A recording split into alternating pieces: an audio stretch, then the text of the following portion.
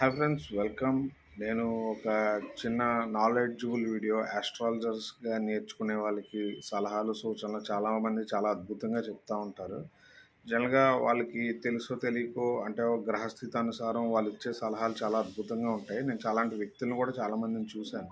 వాళ్ళు చిన్న సలహా చెప్పినా అది చాలా అద్భుతంగా పనిచేస్తుంది. బట్ దానికి ఒక రెమ్యునరేషన్ అనేది ఉండదు.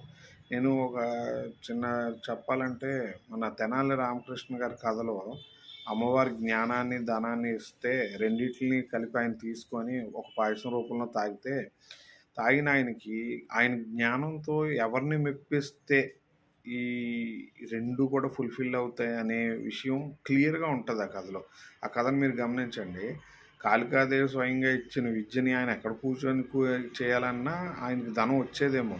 బట్ జ్ఞానం వేరు. ఆ జ్ఞానం ఏం చేసింది, శ్రీకృష్ణదేవరాయల ఆస్థానానికెళ్ళి అక్కడొక పదవిని సంపాదించి ఆయన తృప్తిపరచాలనేటట్టు అమ్మవారి యొక్క కృప ఉండడం వలన ఆయన జ్ఞానంతో వెళ్ళి అక్కడ ఆ విద్యను ఉపయోగించుకొని ఆయన ఒక వికట కవి అని, అంటే వికట కవి అంటే కవిత్వంలోనే అంటే డిఫరెంట్ డిఫరెంట్ మీనింగ్స్, అంటే వికటత్వం ఉండే విషయాల మీద ఆయనకున్న పాండిత్యంతో ఆయన మెప్పించడం. అంటే వికట కవి అని అంతకుముందు ఎవరికీ లేదు.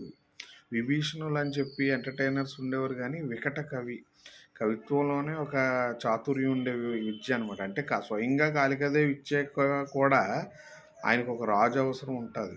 ఒక రాజు అవసరం కంపల్సరీ ఉంటుంది. అంటే అదే విద్య. నేను అదంటే జ్ఞానం ఎవరికి పంచాలో వాళ్ళకే పంచండి.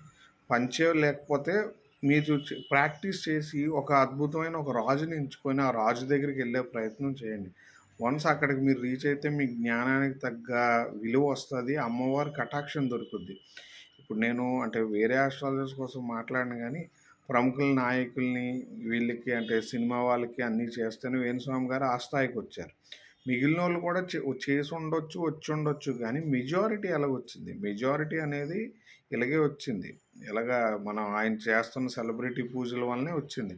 మిగిలిన ఆస్ట్రాలజర్స్ ఎవరు కూడా ఎక్స్పోజ్ చేయలేదు. వాళ్ళు చేశారు కానీ చేయలేదు. ఇప్పుడు నేను చేసిన వాళ్ళకి కూడా నేను ఎవరిని బయట పెట్టుకోలేను. కాబట్టి జనరల్గా నేను అనేది ఏంటంటే, వ్యక్తిగతంగా ఉన్న విద్య ఉన్నవాళ్ళు లేకపోతే టాలెంట్ ఉన్నవాళ్ళు, అర్హత కలిగిన వ్యక్తో లేకపోతే ఆల్రెడీ స్థిరపడిన వ్యక్తికే మీ యొక్క సలహాలు అవసరం ఉంటాయి. అలాంటివి నిజంగా మిమ్మల్ని మీరు ప్రిపేర్ చేసుకొని అలాంటి వ్యక్తుల దగ్గరికి వెళ్తే మీకు అమ్మవారి కటాక్షం దొరికినట్టే. ఎందుకంటే నేను చెప్పాను కదా, అమ్మవారు విద్యిచ్చి రాజు దగ్గరికే పంపిస్తారు తప్ప జనాలు మీ దగ్గరికి పంపించదు. అలాగనే జనాల దగ్గరికి వెళ్ళే ప్రయత్నంలో చాలామంది నష్టపోతున్నారు. అందుకు నేను ఈ వీడియో చెప్తున్నాను.